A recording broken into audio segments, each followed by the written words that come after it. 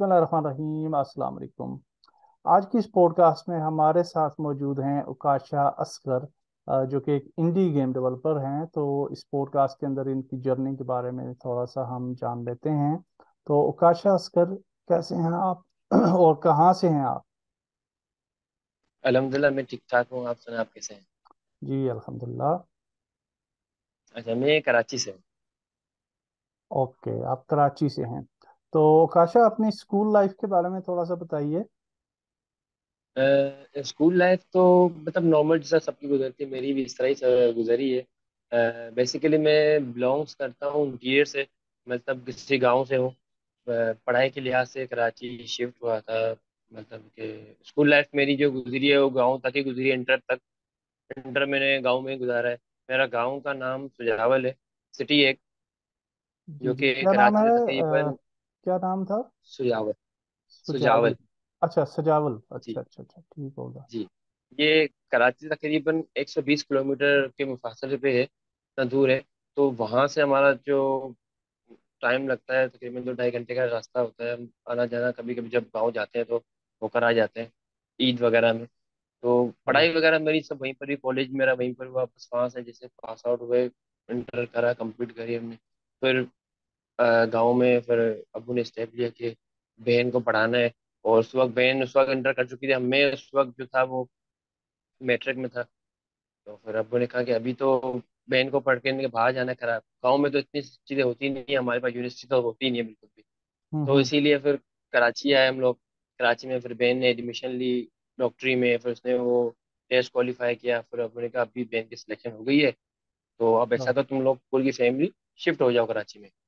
जी जी, तो हम माशा। लोग उस वक्त 2014 में शिफ्ट हो गए थे कराची में। तो फिर ओके। बहन की पढ़ाई कंटिन्यू चलती गई। और उस वक्त मैं फिर एग्जाम देने के लिए फिर गाँव जाता था। फिर गवर्नमेंट स्कूल में पढ़ाई तो होती नहीं है गाँव में ज़्यादातर, प्राइवेट सेक्टर में सिर्फ 8वीं क्लास तक वहाँ पर स्कूल अवेलेबल होते हैं अभी जी भी।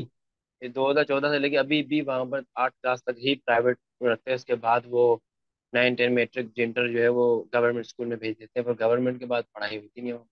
लड़का जी जी। जाता है, कोई टीचर्स होते नहीं है, बस टाइम टू टाइम एग्जाम देने के लिए जाते थे।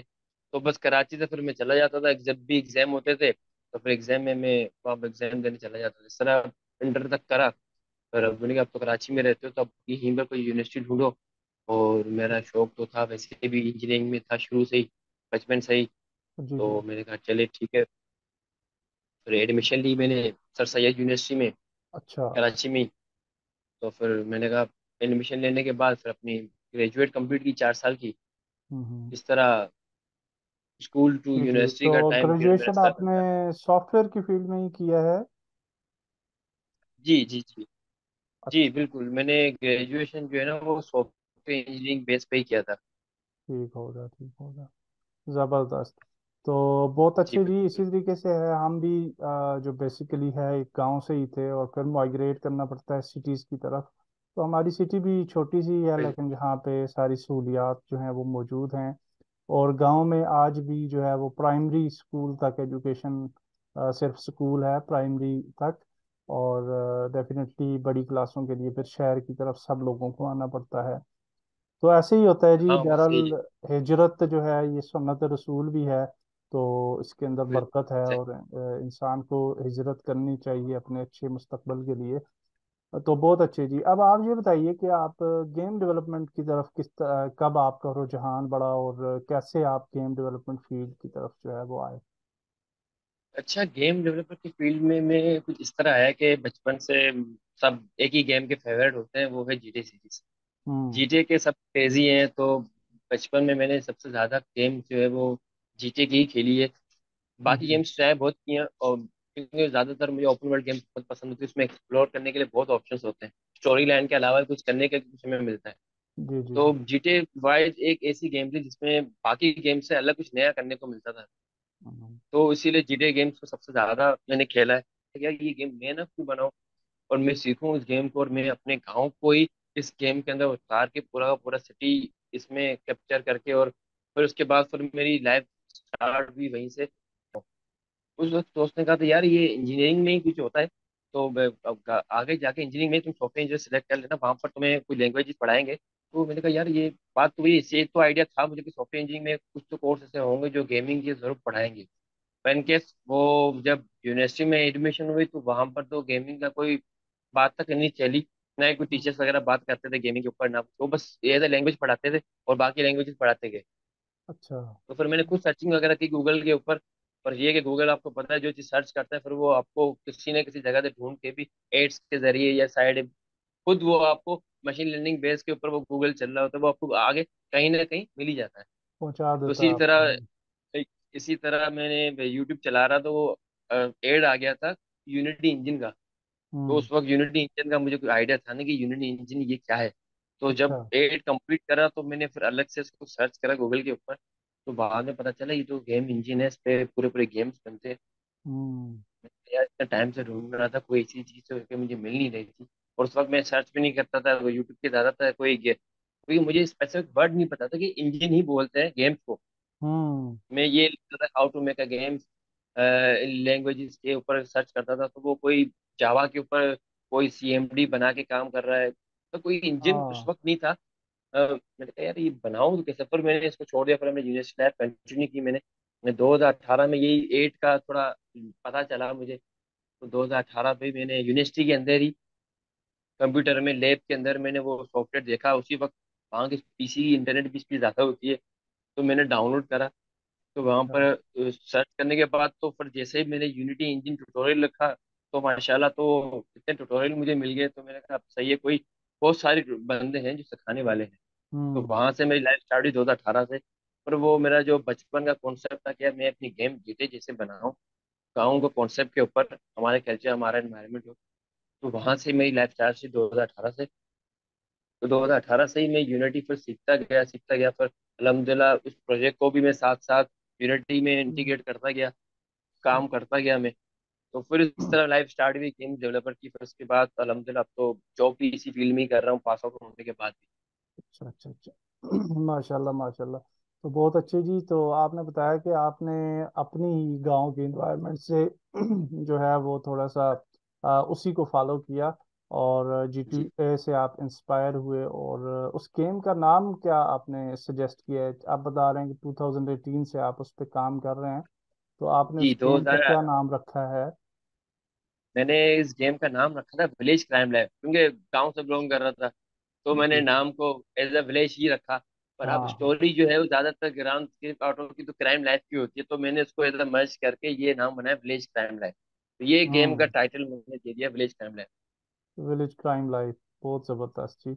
बहुत अच्छा। यानी कि अट्रैक्टिव सा नाम है, और बिल्कुल VCL। हाँ, ये इसका शॉर्टकट बन जाता है। तो VCL। बहुत अच्छे जी। तो अब आप अपने बताइए कि गेम प्रोग्रेस कितनी हो चुकी है? आप बता रहे हैं कि आपने काम शुरू कर दिया था, तो जी यानी आपने कुछ इन्वायरमेंट वगैरह मॉडल की होगी यकीनन, या कंट्रोलर पे कुछ काम किया है या नहीं किया, इस बारे में थोड़ा बताइए। जी मैंने गेम की मैकेनिक के ऊपर तो बहुत सारा काम कंप्लीट कर चुका हूँ। बस एनवायरनमेंट के ऊपर बात आती है कि आपको पता है अगर कॉन्सेप्ट दिया है जीते जैसा, तो जीते जैसी गेम बनाना इतना आसान तो है नहीं। और हम्म। वो भी एक सिंगल पर्सन के लिए। एक बंदा अकेला कितने भी साल लगा ले, उसको बहुत टाइम रिक्वायर्ड होता है बहुत सारी जी। चीजें करने के लिए। एज अ प्रोफेशनल अगर मैं इस गेम को बनाऊं तो पीसी के लिए मैंने इसका कॉन्सेप्ट भी रखा था, पीसी के लिए एज अ प्रोफेशनल गेम। जिस तरह GTA वाई सिटी मैंने उस वक्त खेला था, तो उस वक्त GTA वाई सिटी के ऊपर मैंने ये सोच के बनाई थी क्योंकि GTA वाई एक प्लीज GTA वाई सिटी जितने भी मैकेनिज्म है वो सारी गेम में मैं उतारूं। हम्म। फिर GTA 5 की जब मैंने खेली तो वो उसमें ज़्यादा मुझे बेहतर लगी GTA 5 इसके अंदर। तो फिर मैंने कहा GTA 5 में जितनी भी चीज़ें पॉसिबल हो सकती है ना वो सारी मैं अपनी गेम में भी इंटीग्रेट कर दूँ, ताकि लोगों हम्म। को वो ही वाइब आए कि यार हम GTA खेल रहे हैं। पर बस थोड़ा स्टाइल अलग हो गया कि हमारा कल्चर डिफाइन हो गया, हमारे लोग होंगे बस, पैटर्न सेम होगा, वो बंदा गाड़ी चला रहा होगा, गाड़ी इन एग्जिट वाला सीन होगा सब कुछ। पाकिस्तानी GTA मिशन होगी। स्टोरी लाइन होगी, हाँ हाँ हाँ, बिल्कुल। पाकिस्तानी जीते होगी, जीते बिल्कुल। सजावल होगी वो। उस हम्म। तरह की गेम होगी वो। बहुत बस अच्छी तो जी। गेम का मॉडल्स तो मैं कब से मॉडलिंग सॉफ्टवेयर मैंने सीखे, मैक्स सीखा, ब्लेंडर सीखा, बस उससे थोड़ी कॉम्प्लेक्सिटी मुझे लग रही थी तो मैंने ज़्यादातर टाइम स्क्रिप्टिंग में कोडिंग में करा था। तो मॉडलिंग बहुत कॉम्प्लेक्स टास्क लग रहा था मुझे, और यूनिटी पे इतना हाथ क्लियर था मेरा, तो मैंने कहा मोल्डिंग भी करूँ तो यूनिटी के अंदर करूँ। ताकि थोड़ा प्रॉब्लम ना हो, क्योंकि बाकी सॉफ्टवेयर के अंदर जो कीज होती हैं वो प्रॉब्लम कर रही थी सब टाइम बिल्कुल टू टाइम बिल्कुल। सीखने की। जी तो जी मैंने जी। कहा कोई ऐसा ऐसे ढूंढता हूँ ऐसे स्टोर के ऊपर जो कि मुझे मॉडलिंग में हेल्प कर सके।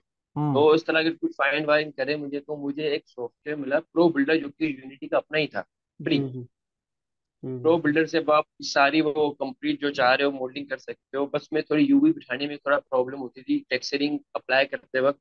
मॉडल तो मैं कर लेता था थोड़ा बहुत, अच्छा। यूवी के अंदर थोड़ी प्रॉब्लम होती थी मुझे बिठाने के लिए। ट्यूटोरियल्स तो बहुत सारे थे, पर उसी को मॉडल को कंटिन्यू करके प्रो बिल्डर को मैंने अच्छी खासी मॉडलिंग करी। पर अभी 1-2 साल पहले मैंने एक ऐसे स्टोर पे एक दूसरा टूल देखा, वो था मॉड्यूलर ऑफ द वर्ल्ड। वो भी इस तरह का ऐसे स्टोर पे था, वो उससे अच्छी मॉडलिंग कर रहा था। ज्यादा टूल्स में आ गए थे, यूवी का भी ऑटोमेटिक वो कर रहा था, आपस के अंदर मटेरियल बना के शेडर उसके ऊपर अप्लाई करें तो स्पेसिफिक साइड को सिलेक्ट करके वो खुद ऑटो एडजस्ट कर रहा था। तो मैंने अच्छा कहा ये अच्छा है, इससे मेरी टाइमिंग बच रही है, क्योंकि मैं मॉडलिंग बाकी सॉफ्टवेयर में तो कर नहीं रहा, पूरा काम यूनिटी के अंदर ही कर रहा हूँ, मॉडलिंग स्क्रिप्टिंग प्रोग्रामिंग जो भी है, एवरीथिंग। तो मॉडलिंग तो अभी अच्छी खासी चल रही है, साथ साथ एनवायरनमेंट बहुत बड़ा है अच्छा। के अंदर, गेम के अंदर। तो ठीक है मॉडलिंग सर। चल रही है। मैंने कुछ एरिया बना के मॉडलिंग का, उसके ऊपर मैंने तो अपना काम, ये कैरेक्टर बनाया था, ऐसे यूज यूज किया था मैंने अल्टीमेट कैरेक्टर कंट्रोलर के नाम से।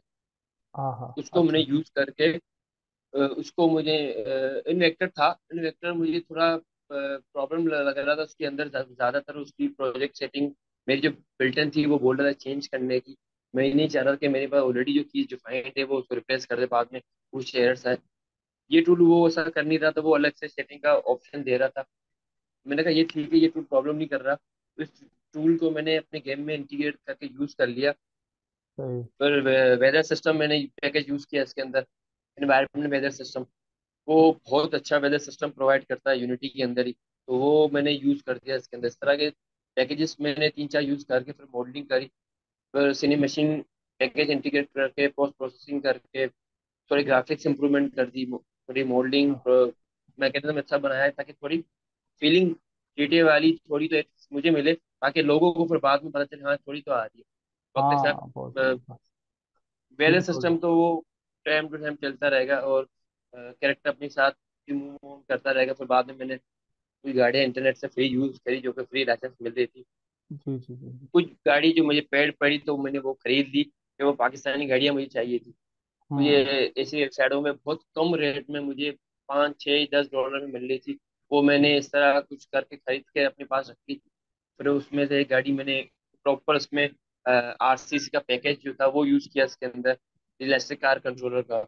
हम्म। वो यूज करके मैंने कार को उसमें कंप्लीट इंटीग्रेट करके फिर प्लेयर को अपने कार के साथ इंटरेक्ट करने के इंटरएक्टिव सिस्टम बनाया अपनी स्क्रिप्ट के साथ। फिर ओके। मैंने कहा चलो इंटरएक्टिव सिस्टम बनाते हैं इसके अंदर। अब प्लेयर कार में बैठ रहा था, मूव ऑन कर रहा था पूरा। फिर मैंने कहा अब तो चलो गेम की भाई बारी का, पूरा प्लेयर कार में बैठ रहा है, बाहर जा रहा है।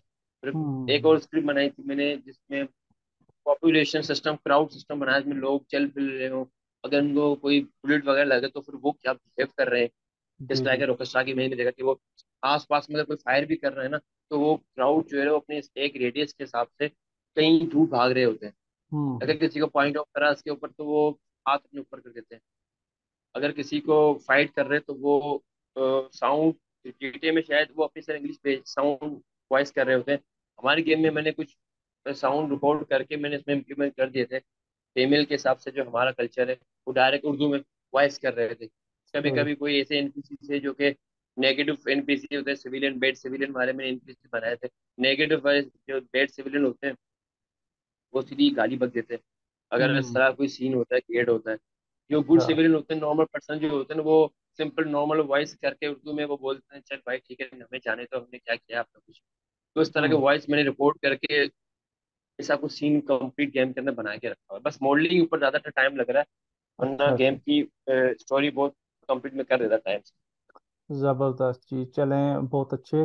तो लग ऐसे रहा है कि इंशाल्लाह आपकी गेम जो है वो कामयाब होगी, सुपर हिट होगी। तो आप ये बताइए कि आपने बताया इन्वेक्टर, बताया आरसीसी की बात की आपने, you modeler, sorry, pro builder, और एक और टूल बताया था आपने मॉडलिंग के लिए। वो कौन सा जी, टूल था? मॉडलर ऑफ द वर्ल्ड अच्छा, मॉडलर ऑफ द के वर्ल्ड। नाम से तो टूल था। उसमें मॉडलर और आपने प्रो बिल्डर में किसको बेहतर पाया? वर्ल्ड। अच्छा, ठीक होगा। तो ये मैं इसलिए आपसे पूछ रहा हूँ ये क्योंकि प्रो जिन बिल्डर। लोग जो हैं वो मॉडलिंग करेंगे तो उनको फिर सीख में रहे ना कि कौन सा टूल जो है वो बेस्ट रहता है, क्योंकि आपका इसमें एक्सपीरियंस हो चुका है। तो मॉडलर ऑफ द जी वर्ल्ड ये बिल्कुल। अच्छा टूल है। ठीक होगा, ठीक होगा। ये ये टूल बहुत बेहतर टूल है प्रो बिल्डर से। प्रो बिल्डर में बहुत सारे हमारे पास ऑप्शन ऐसे नहीं होते जो कि हम चाह रहे हैं कि ऐसे ऑप्शन हो, जो कि हमारे पास 3D मैक्स में मिलते हैं। मैंने 3D मैक्स में मॉडलिंग की थी, तो जो टूल मुझे मैक्स में मिले वो टूल प्रो बिल्डर में नहीं मिले। वो टूल जो है ना वो मॉडलर ऑफ द वर्ल्ड के अंदर मुझे मिल गए थे, जिसमें मुझे मॉडलिंग करने में बहुत आसानी हुई। तो जबरदस्त। इसलिए वो बेस्ट टूल है। इसके ट्यूटोरियल्स भी बहुत सारे इंटरनेट में अवेलेबल है। उसकी अपनी इनका यूट्यूब चैनल है उनका अपना। वो सिखा भी रहे होते हैं, और उसके दो पैकेजेस होते हैं। एक तो फ्री है, जो कि मैंने अपने गेम में फ्री यूज़ किया हुआ है, पेड वाला यूज़ नहीं किया हुआ। पेड की ज़रूरत नहीं है मुझे ज़्यादातर। तो फ्री के अंदर इन लोगों ने इतनी चीज़ें दी हुई हैं। पेड के अंदर ये है कि वो आपको उस मॉडल को आप एक्सपोर्ट कर सकते हैं एफबीएक्स के जरिए, या किसी एक दूसरी जगह लेके जा सकते हो। फ्री अच्छा। वाले में ऐसा नहीं है कि आप उसको एक्सपोर्ट करो कोई भी ओबीजी फाइल में, एपीएक्स फाइल में। तो मुझे ज़रूरत नहीं थी, मुझे वैसे भी फाइल को अपने सीन में रखना था। तो मैंने कहा ठीक है। और एक और स्क्रिप्ट मैंने बनाई दी थी, तो उससे मेश पे जो है ना वो उठा के खुद ही सेव कर देता था। तो मुझे अच्छा, इसके अलग से कोई स्क्रिप्ट लेनी नहीं पड़ी। ज़बरदस्त जी। ये बहुत जो है आपने नॉलेज हमारे साथ शेयर किया। और डेफिनेटली मॉडलिंग के अंदर बहुत ज़्यादा प्रॉब्लम्स आ रहे होते हैं लड़कों को, स्पेशली ब्लेंडर के अंदर लोग कर रहे होते हैं या माया या 3ds मैक्स। तो उससे बेहतर है कि यूनिटी के अंदर ही कर ली जाए मॉडलिंग। और जब हम वहाँ से थर्ड पार्टी सॉफ्टवेयर से लाते हैं यूनिटी के अंदर ऑब्जेक्ट्स, तो उनकी एक्सेस में प्रॉब्लम्स आ जाते हैं, स्केल में जी प्रॉब्लम आता बिल्कुल। है। तो ये सारे प्रॉब्लम्स जो हैं वो सॉल्व हो जाते हैं। ये मुझे आपकी सजेशन बहुत अच्छी लगी है, और ये मैं नए देखने वालों को भी यही सजेस्ट करूंगा और कि मेरे आप ख्याल भी में शायद आपको मैंने ये लिंक टूल यूज़ करें। भेजी थी, तो आपने शायद पिक्चर देखी होगी। तो उसमें जो जितनी मॉडलिंग हुई थी ना एनवायरनमेंट की, वो सब यूनिटी के अंदर ही बनी हुई चीजें। अच्छा, ज़बरदस्त। बिल्कुल, मैंने आपकी इमेजेस देखी हैं। और आपकी इमेजेस जहाँ भी शेयर की जाएंगी इस वीडियो के अंदर भी आपकी गेम की, तो मुझे तो बहुत ही ज़बरदस्त और इंटरेस्टिंग इन्वायरमेंट लगी।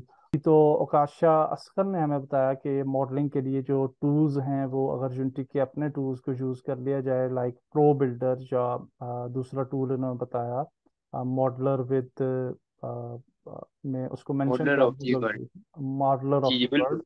तो वो जो है टूल्स की इन्होंने सजेशन दी, और बिल्कुल बहुत अच्छी बात है।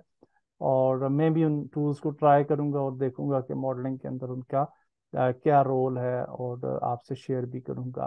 तो हम आगे चलते हैं जी। काशा भाई, ये तो आपने बताया, तो आपने अपना कोई इंडी स्टूडियो भी बना रखा है गालबन, तो उसके बारे में थोड़ा जी बताइए कि उसका क्या नाम है? जी जी जी बिल्कुल। मैंने अपना जो स्टूडियो का नाम रखा था ना, वो नाम रखा था पाक स्टार गेम्स। अच्छा। वो सिमिलर है रॉकस्टार गेम से, क्योंकि रॉकस्टार गेम्स को मैंने देखा था। मैंने कहा नाम तो बहुत जबरदस्त है। मैंने उस वक्त मेरे माइंड में कोई नाम नहीं आया था। पर मैंने कहा यार ये थोड़ा मिलता जुलता है कि पाकिस्तान के पास स्टार तो है तो से हम्म। झंडे के अंदर, तो सही। पाकिस्तान का पाक वर्ड भी थोड़ा मैचिंग करता है हमारे पास। तो ये नाम हमारे ऊपर से जमता है, पाक स्टार गेम्स।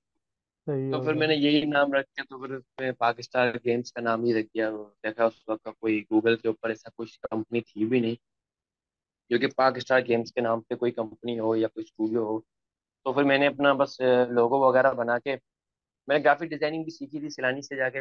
वो वहां से फिर मैंने कहा थोड़ा लोगो वगैरह बना देते हैं इसका। फिर सही। गेम के अंदर भी मैंने जितनी भी गाड़ियाँ वगैरह है उसके ऊपर भी मैंने अपना जो ट्रेडमार्क मैंने बनाया था लोगों का, वो गाड़ियों के ऊपर मेंशन कर दिया था, ताकि कोई कॉपीराइट का बाद में इशू भी ना, अगर कोई इन केस कॉपी पड़ता है भी ये मॉडल के ऊपर, तो लोगोस के ऊपर जो ब्रांड होते हैं वो सबने हटा के अपनी जो ब्रांड के लोगो मैंने बनाया था पाकिस्तान का, वो ही मैंने इसके ऊपर लगा के थोड़ी चेंजेस कर दी। तो ये कुछ मैंने बनाया था। और ये पहली गेम है मेरी ट्रिपल ए की जो कि इस स्टूडियो में मैं बना रहा हूँ।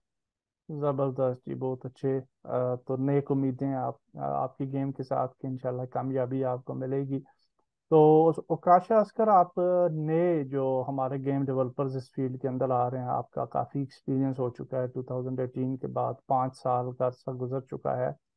तो आप एक एक्सपीरियंस्ड डेवलपर हैं, तो आप उनको क्या सजेशन देंगे कि वो अगर लर्न करना चाहते हैं गेम डेवलपमेंट को, तो वो किस तरीके से लर्निंग जो है वो अपनी स्टार्ट कर सकते हैं, और बेस्ट अप्रोच आप जो है वो बताइए।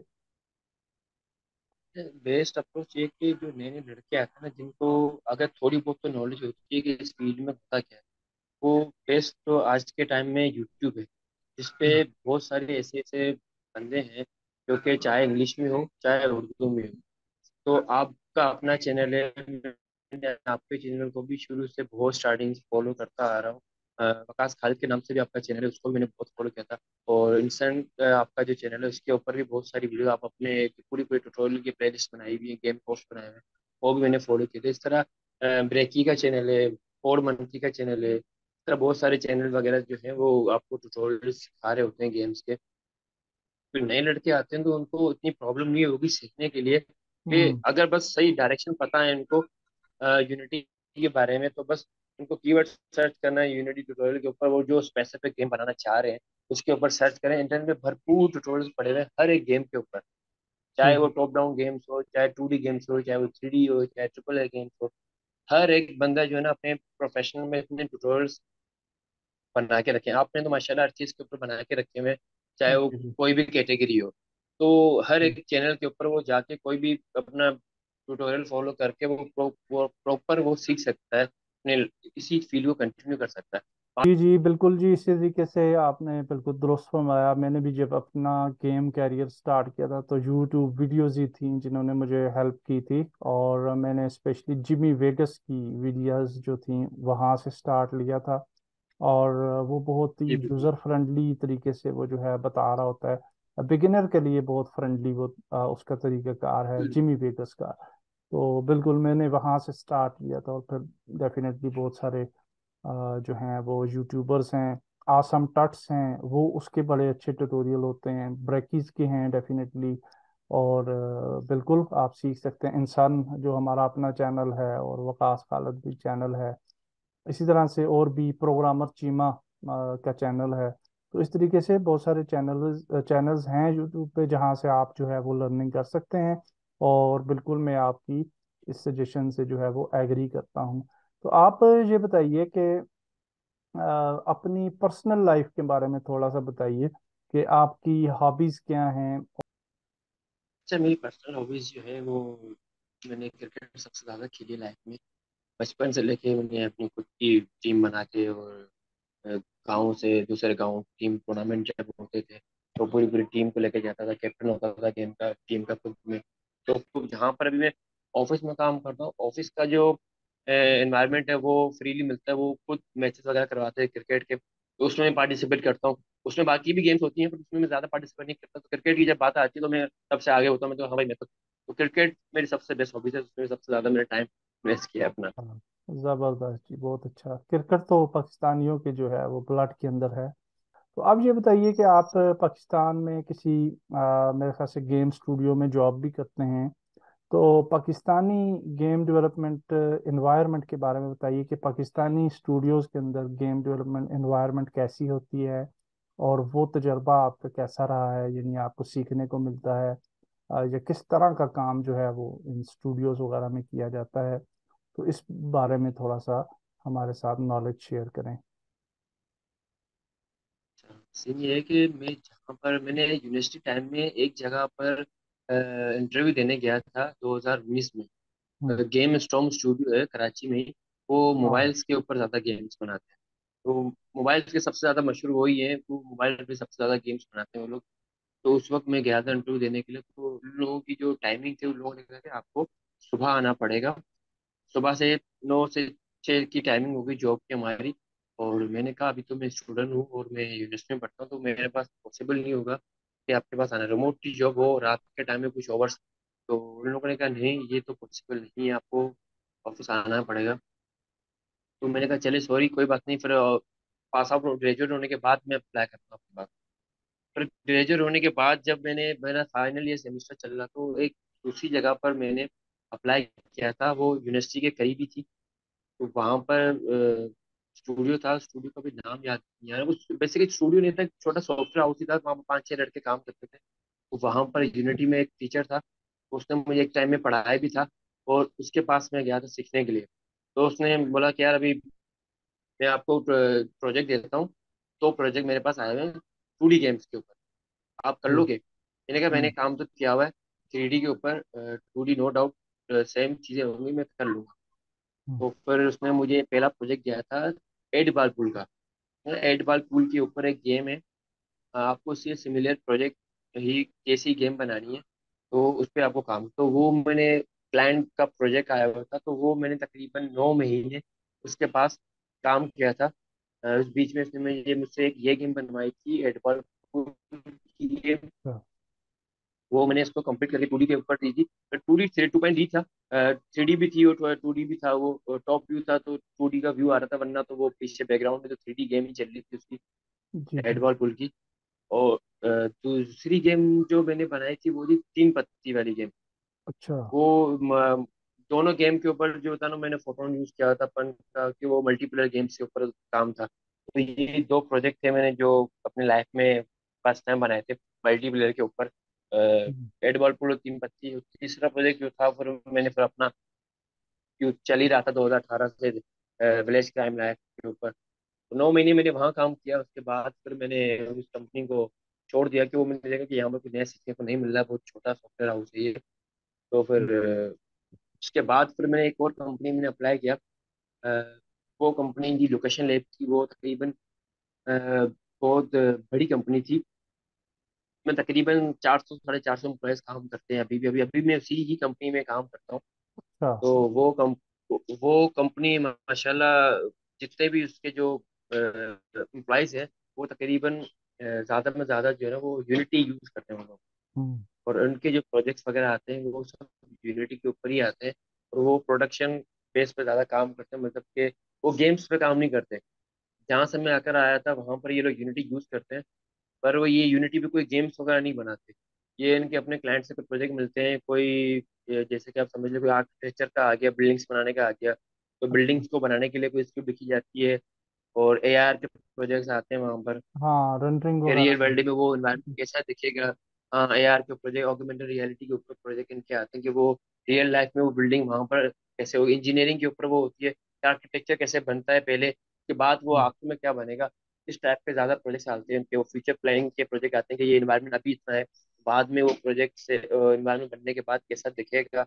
वो उनके जी ऊपर जी जी। कुछ सिमुलेशन प्रोजेक्ट्स ज्यादा इनके चल रहे होते हैं, कि ट्रेन सिमुलेशन प्रोजेक्ट इनके होते हैं, कि वो ट्रेन जो है वो बेसिकली उन जगहों से जा रही होती है, फिर फ्यूचर में वो ट्रेन की ट्रैक चेंज होके फिर वहाँ का एनवायरमेंट चेंज होके, तो वो ट्रेन उसे मूव ऑन करती है। तो सिमुलेशन प्रोजेक्ट और ऑगमेंटेड जी रियलिटी, जी जी। एआर के वीआर के प्रोजेक्ट उनके ज़्यादा चलते हैं। गेम्स हाँ पे ये। मोबाइल और पीसी गेम्स वो काम नहीं करते वो। अच्छा अच्छा तो अच्छा, उसी पे ठीक। ज़्यादा कमांड अभी मेरी है, तो मैं अपनी गेम तो पर्सनल साइड बना रहा हूँ। जबरदस्त। तो ये है कि यूनिटी जो है वो एक कंप्लीट सॉफ्टवेयर है, गेम जी इंजन बिल्कुल। है, जिसके अंदर न सिर्फ हम गेम्स बना सकते हैं बल्कि आर्किटेक्चरल विजुअलाइजेशन वगैरह भी की जा सकती है। अच्छा जी, काशा असगर भाई, आपने अपनी हॉबीज के बारे में बताया कि आपको क्रिकेट जो है उससे काफी लगाव है, और आपने ये भी बताया कि आपका एक्सपीरियंस कैसा रहा, डिफरेंट कंपनीज में काम किया आपने गेम स्टूडियोज के अंदर। यहाँ पे एक चीज आप मुझे बताइए कि जो आपने बताया ये वो 3 पत्ती और 8 बाल पूल पे आपने काम किया, तो उसकी स्क्रिप्टिंग तो काफी डिफिकल्ट होती है मेरे ख्याल से, लॉजिक्स वगैरह उसके अंदर काफी और डिफिकल्ट होते हैं। जी, तो हाँ। वो खुद से आपने किए या उसमें आपकी किसी ने हेल्प की, या वो किस तरीके से आपने 3 पत्ती स्पेशली जो गेम है उसको किस तरीके से आपने फाइनलाइज किया, इसके बारे में थोड़ा सा बताइए। जी, हुआ ऐसा था कि मैं जहाँ काम कर रहा था कंपनी के अंदर, तो मेरे ख्याल में सेल माई ऐप के ऊपर आपको पता है वेबसाइट है, वहाँ पर आपको पूरे पूरे सोर्स कोड मिल जाते हैं। तो जी उस वक्त जब मैं नया था उस फील्ड के ऊपर, 2D गेम्स इस तरह गेम, तो मैंने मेरे बताया था मैनेजर को, मैंने कहा ये गेम्स कभी मैंने बनाई नहीं है, तो मैं बिल्कुल स्क्रैच से बनाऊंगा, बना लूंगा, अपनी स्क्रिप्टिंग अपना सब कुछ होगा, मैं कर लूंगा, पर थोड़ा टाइम टेकिंग होगा, बहुत टाइम लग हाँ। सकता है इस चीज के ऊपर। और जी वो जी। चाह रहे थे, हमारे पास इतना टाइम नहीं है, 2 ढाई महीने हैं उस गेम को कंप्लीट करने के लिए। मेरे लिए ठीक है। तो पॉसिबल ही नहीं है इतने टाइम में इतनी बड़ी गेम को मैनेज करना, उसका सर्वर बनाना, बहुत सी चीजें हैं, तो ये प्रॉब्लम करेंगी। तो जी पर जी, इसी मैंने नेट पे मैंने फिर ये थोड़ी सर्चिंग करी, तो ये सेल माई ऐप के ऊपर मुझे वो वेबसाइट मिली जो कि लाहौर पे है, मेरे ख्याल में लाहौर में शायद। पर उसको मैंने ये बोला कि ये है, आप अपनी कंपनी से बात कर रहे हैं और उसको बोलेंगे ये खरीद के दे दें, बाकी मैं इसके अंदर देख लूंगा, जो चीज़ें आपको रिक्वायर्ड होगी वो फंक्शनैलिटी में मजीद ऐड कर दूंगा इसके अंदर, आपका ज़्यादातर काम हो जाएगा। पर वहां पर 8 बॉल का पूरा सोर्स कोड जो था वो मिल गया। मैं अच्छा। तकरीबन 400 500 डॉलर की शायद हुई थी पूरी। अच्छा। उन लोगों ने मुझे वो खरीद के दे दी। फिर मैंने कहा ठीक है, फिर मैंने वो उसका डॉक्यूमेंटेशन पढ़ी कि ये किस वर्जन के ऊपर काम करेगी। तो उसके हिसाब से फिर मैंने उसको उस हिसाब से प्रॉपर कंप्लीटली चलाया। मैं वो नेटवर्किंग के लिए फोटो नहीं यूज हुआ हुआ था, पेड वाला था, पन टू यूज हुआ हुआ था, पन वन तो शायद फ्री है, टू शायद पेड है, वो यूज हुआ हुआ था इसके अंदर नेटवर्किंग के ऊपर। तो मैंने कहा ठीक है, बाकी इसके ऊपर देखते हैं। फिर मैंने इनसे रिक्वायरमेंट वगैरह पूछी, तो उन लोगों ने कहा कि हमें इसके अंदर 8 बॉल पूल के ऊपर 6 बॉल पूल भी चाहिए और मजीद और कैटेगरीज चाहिए थी गेम के अंदर। तो मैंने कहा ठीक है, फिर मैंने इसी की सोर्स कोड को यूज करके जहाँ जहाँ फंक्शनैलिटी चीज़ें हुई तो उसमें अपना कोड को थोड़ा आगे पीछे करके, जो चीज़ें नहीं हुई तो मैंने उसके फंक्शन अपने बना के उनको, प्रोजेक्ट जो है ना वो तकरीबन 1.5 महीना मुझे और लगा उसके अंदर वो बाकी चीज़ें करने में। वो मैंने करके फिर उनको यूआई भी चेंज करवानी थी कंप्लीट इस प्रोजेक्ट की। फिर मैंने कहा तो यूआई के लिए मुझे आप दे दे, उसने कहा यूआई आपको हम वहाँ से भेज देंगे, आपको वो बनानी पड़ेगी। मैंने कहा ठीक है, मुझे यूआई भेजे। वहां से मुझे यूआई की डॉक्यूमेंटेशन मिल गई थी। उस यूआई को देख के मैंने यूनिटी के अंदर वो यूआई कंप्लीट बना के, तो यूनिटी के अंदर यूआई बनाना बहुत आसान होता है, इतना मुश्किल तो ठीक। होता भी नहीं है। तो ठीक मैंने कहा होगा। ठीक है, यूआई मैंने कंप्लीट उसको इंटीग्रेट करके और कोड को भी जो मजीद चीजें थी वो भी मैंने इसको इंटीग्रेट करके दे दी थी। तो वो ये सारी चीजें थी वो कंप्लीट करके मैंने दे दिया था। सही हो गया जी, बिल्कुल इसी तरह से हम सारे लोग इस ऐसे ही कर रहे होते हैं। और अगर हम जी प्रोग्रामिंग करना शुरू करें तो ये गेम्स काफ़ी कॉम्प्लेक्स गेम्स होती हैं, और इनमें काफ़ी ज़्यादा आदमी जो है वो इंडल्ज हो जाता है, काफ़ी टाइम वेस्ट हो जाता है। तो ऐसे ही करते हैं, सारी कंपनीज भी ऐसे ही करती हैं, और इंडी डेवलपर्स भी ऑलरेडी जो चीज़ अवेलेबल है तो उसका फ़ायदा उठाया जाए। तो ऐसे ही जी होता है। बिल्कुल। तो बिल्कुल जी, ये आपने हमारे नॉलेज में इजाफा किया। अब ये बताइए कि पाकिस्तान के अंदर आप गेम डेवलपमेंट इंडस्ट्री को किस तरह से देखते हैं, कि ये किस लेवल पे है, अगर आप उसका कंपैरिजन करें फॉर एग्जांपल इंडिया से, जो कि हमारी नेबरिंग कंट्री है। तो आप क्या समझते हैं कि पाकिस्तानी गेम डेवलपमेंट इंडस्ट्री किस लेवल पे आप इसको देखते हैं? पाकिस्तान इंडस्ट्री इंडिया से तो बहुत गुना पीछे है। इंडिया वाली तो बहुत तेज है हमसे, चाहे वो बाकी चीज़ों में हो चाहे वो इंडस्ट्री के मामले में हो, बहुत फास्ट रहती है उनकी गवर्नमेंट इसके ऊपर। हमारी ठीक है। गवर्नमेंट थोड़ी बहुत स्लो है इन चीज़ों के ऊपर। जिस तरह वहाँ पर बहुत बड़े बड़े इवेंट होते हैं गेम्स के ऊपर, कंपनीज आती है वहाँ पर पूरा शोकेस करती हैं प्रोजेक्ट्स के ऊपर। पाकिस्तान में सब कुछ चीज़ें नहीं होती, यूनिवर्सिटी में होती रहती है। मैं यूनिवर्सिटी कराची में है, वहाँ पर कुछ चीज़ें होती हैं। उस्मान यूनिवर्सिटी है यहाँ पर, वहाँ पर इस तरह के शो कैसे लगते हैं, जो लोग अपने गेम को प्रमोट करने के लिए वहाँ पर आते हैं। तो इस तरह पाकिस्तान में कोई स्पेसिफिक नहीं है जगह जहाँ पर गवर्नमेंट की तरफ से कोई ऐसा सेक्टर हो जहाँ पर बंदा जाके सब वहाँ मिलके अपने गेम्स के ऊपर बातचीत करे। इंडिया में ये चीज़ें ज़्यादा होती हैं। इंडिया में सॉफ्टवेयर हाउसेज गेम के ऊपर बहुत ज़्यादा है, कंपनीज ज़्यादा हैं। पाकिस्तान के मुकाबले में तो वो बहुत एफिशिएंट है, हम बहुत थोड़े पीछे हैं। तो यहाँ के लोगों को इतनी चीज़ों का पता भी नहीं है गेमिंग के ऊपर, कि जी गेम्स कैसे बनती हैं। बिल्कुल तो ऐसी। जो हमारे पेरेंट्स जो होते हैं वो तकरीबन पुराने दौर के हिसाब से अभी की जो लड़के हैं, अभी जब वो जो जो अब जैसे कि मैं अभी भी सीख रहा हूँ, मुझे पता है कि मैं आने वाला फ्यूचर क्या देखूंगा, और मेरे बच्चों का हो सकता है कि वो इस चीज़ में इंटरेस्ट रखे, तो मैं इसके ऊपर सपोर्ट करूंगा और मैं आगे जाके उनको इसी चीज़ में लेकर आऊंगा। ये कंपनी ये जगह है, अब ये बिल्कुल। प्लेटफॉर्म से यहाँ सीख सकते हो। इस तरह हमारी गेमिंग के ऊपर ज़्यादा बनेगी। जो पुराने लोग थे, जिन जो लोग सीखते हुए आ रहे हैं, या तो फिर किसी और के लिए काम कर रहे हैं, प्रोजेक्ट बना रहे हैं किसी और के लिए कर रहे हैं, अपने पाकिस्तान में कोई अपने लिए कोई खुद से कोई प्रोडक्ट नहीं बना रहा, जॉब कर रहे हैं क्योंकि उनको नीड भी है। उनको पैसों की नीड है, वो अपने लिए कुछ बना नहीं पा रहे।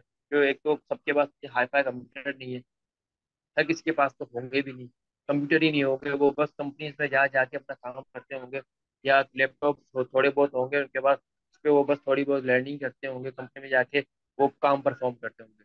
तो इस तरह ऐसे। पाकिस्तान में थोड़ा ये मसले बहुत होते हैं हमारे पास। जी इंडिया जी में बिल्कुल। ज़्यादा गेम्स में। ऐसे ही है जी, इन्वायरमेंट पाकिस्तान के अंदर गेम डेवलपमेंट के हवाले से बहुत ज़्यादा अच्छी नहीं है।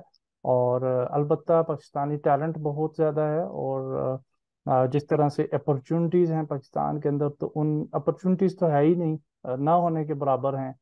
तो उसके बावजूद जो है वो पाकिस्तानी डेवलपर्स जो हैं वो आगे जा रहे हैं। क्रिकेट रेवोल्यूशन एक गेम है, ये मुझे पिछले कुछ दिनों में पता चला कि ये पाकिस्तानी गेम थी, पाकिस्तानी डेवलपर्स ने ये बनाई है।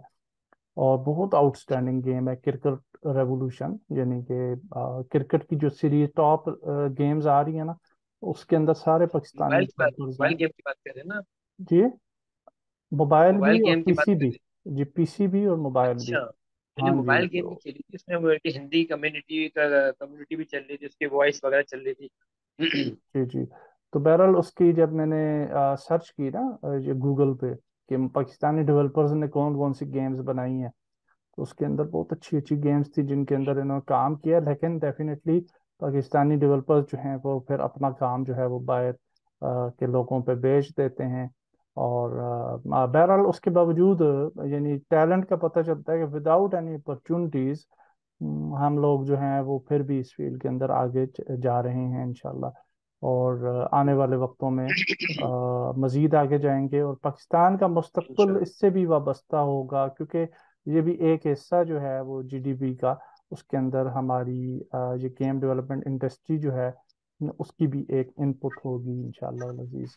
तो ठीक हो गया जी। तो आपने बताया कि पाकिस्तानी इन्वायरमेंट के बारे में बताया गेम डेवलपमेंट के हवाले से। तो अब ये बताइए कि चलें, ये तो हम सबको पता है कि एनवायरनमेंट अच्छी नहीं है, लेकिन इसको इम्प्रूव करने के लिए आप क्या सजेशन देते हैं कि किस तरीके से इस यानी इंडस्ट्री को जो है वो नेक्स्ट लेवल पे लेके जाया जा सके इस कंट्री के अंदर। मेरे ख्याल में नेक्स्ट लेवल के लिए तो सबसे ये है कि या तो वो कम्युनिटी एक होनी चाहिए पाकिस्तान में, मिल के, लड़कों की, जो कि जिनको काम आता हो, एक ही प्लेटफॉर्म पे मिल के आना चाहिए लोगों को। अगर वो लोग मिल के, जो प्रोफेशनल लोग होंगे ना, वो ही मिल के एक साथ उठा सकते हैं किसी एक बंदे की को, जिसके ने कुछ सीनियर रख के या कोई ऐसी वेबसाइट रख के, कोई पेज रख के, उसी के अंदर सब सारे के सारे लोग मिल के वहाँ इकट्ठा होके अपने प्रोजेक्ट शेयर करें, अपनी चीज़ें शेयर करें। और उस तरह की चीज़ों को मिल के हम कोई स्पेसिफिक प्लेटफॉर्म खड़ा करके हम अपने आप को ऊपर कर सकते हैं। तो इस तरह ही मेरे ख्याल में हेल्प हो सकती है लोगों को। जी जी बिल्कुल ऐसे ही है जी, कि एक प्लेटफॉर्म ज़रूर होना चाहिए। और इसके अलावा जैसे आपने पहले मेंशन किया कि इंडिया के अंदर डिफरेंट इवेंट्स वगैरह हो रहे होते हैं स्पेसिफिक टू जी गेम डेवलपमेंट, तो यहाँ पे नहीं हो रहे होते हैं अनफॉर्चुनेटली। यहाँ पे इन बिल्कुल। लोगों को आगे आना चाहिए। आपने अपनी जो फर्स्ट आपका स्टूडियो था, गेम स्टूडियो, उसका नाम लिया, जो कि काफ़ी पॉपुलर स्टूडियो है, वर्ल्ड जी वाइड बल्कि पॉपुलर है वो। और इस तरह के जो स्टूडियोज हैं जो कि पायनियर्स हैं गेम डेवलपमेंट के पाकिस्तान के अंदर, तो उनको आगे आना चाहिए और इस इंडस्ट्री को जो है वो प्रमोट करना चाहिए। तो बिल्कुल आपने दुरुस्त फरमाया। तो चलें जी, बहुत मज़ा आया आपके साथ डिस्कशन करके। एंड पे अगर आप कुछ और हमारे नाजरीन को जो है वो गाइडलाइन देना चाहें या कोई और बात करना चाहें, तो आप कर सकते हैं। अच्छा, बस मेरा यही होगा कि नए लड़कों को कि वो अपनी मेहनत करते रहें, चीज़ें वक्त के साथ साथ प्रॉब्लम आते रहते हैं। हमारा इन्वायरमेंट भी जो होता है वो कभी कभी ये भी बोल देता है यार छोड़ो फील्ड को, गेम्स के अंदर रखा क्या है, अपना टाइम वेस्ट कर रहे हो। वो उसको छोड़ दें, उनको अपनी चीज़ों में लगा रहें, जो आपको आता है, इसमें आपका शौक है, पैशन है, वो कंटिन्यू रखें, चीज़ों को छोड़े ना। कभी कभी ऐसा टाइम आ जाता है, बोलते हैं यार हमें कुछ मिल नहीं रहा, हम कुछ सीख नहीं सही से पा रहे, हम आधे में छोड़ के चले जाते हैं, मूव ऑन कर देते हैं, फिर किसी और फील्ड की तरफ चले जाते हैं, तो फिर उसमें हमारा इंटरेस्ट भी नहीं होता। फिर बाद में हम खुद पछताते हैं यार अभी इसमें भी नहीं मज़ा आ रहा, अब कहाँ जाए। तो ऐसा रखो कि जिसमें आपका शौक है उसी के ऊपर ही आप रखो। इन्वेस्टमेंट अपनी ऐसी करो जहाँ पे आपको फ्यूचर में काम आ सके। ऐसा ना करो बिल्कुल अपना टाइम भी ज़ाया हो और नुकसान भी हो जाए, और वक्त के साथ आप एक एज आ जाए और उस वक्त आप अपने आप के साथ खड़े रहो तो सोचो यार अभी तो हमें तो कुछ आता ही नहीं है। ऐसा ना हो कि आप ऐसा एटलीस्ट कुछ तो होगा आपको कुछ वक्त, आपके पास कुछ ऐसे स्किल्स हो कि आपको जॉब एटलीस्ट मिल जाए, अपने घर वालों का भी सपोर्ट हो जाए, और आपका जो शौक है गेमिंग एक ऐसी फील्ड है कि बंदा बोर नहीं होता। नई नई चीजें आती रहती है, काम करते में बहुत मजा आता है, इंटरेस्ट ऐसा खुद ब खुद जनरेट होता है काम करते वक्त। बंदे का दिल चाह रहा है यार बस काम में लगा रहो, बस ये फील्ड ही ऐसी है मजेदार, तो उसी में लगे रहो तो आपको फायदा है, बाकी वो छोड़ दो। बिल्कुल ऐसा ही है जी। इस फील्ड के अंदर पैसा भी है और मज़ा भी है। और बिल्कुल आपने दुरुस्त फरमाया कि हमने अपने पैशन को फॉलो करना चाहिए, नए आने वाले जो भी साथी हैं, और फिर उस पर कंसिस्टेंसी से जो है वो रहना चाहिए। और इधर उधर फिर नहीं जाना चाहिए, भागना नहीं चाहिए। बस मुश्किलात आती हैं इस फील्ड के अंदर, लेकिन आपने डट के रहना है इसी फील्ड के अंदर, और फिर आपको इंशाल्लाह एक दिन कामयाबी ज़रूर मिलती है। तो बिल्कुल जी, आपने बहुत ही अच्छी बात की। तो आपसे गुफ्तगू करके बहुत ही अच्छा लगा। तो आज की इस पॉडकास्ट जी को हम जहाँ पे एंड करते हैं, इंशाल्लाह अजीज। नेक्स्ट फिर आपसे बातचीत होगी किसी और पॉडकास्ट में, किसी और मीटिंग के अंदर, इंशाल्लाह जल्द ही। और आज की इस पॉडकास्ट को यहाँ पे ख़त्म करते हैं। अल्लाह हाफिज। चले ठीक है, अल्लाह।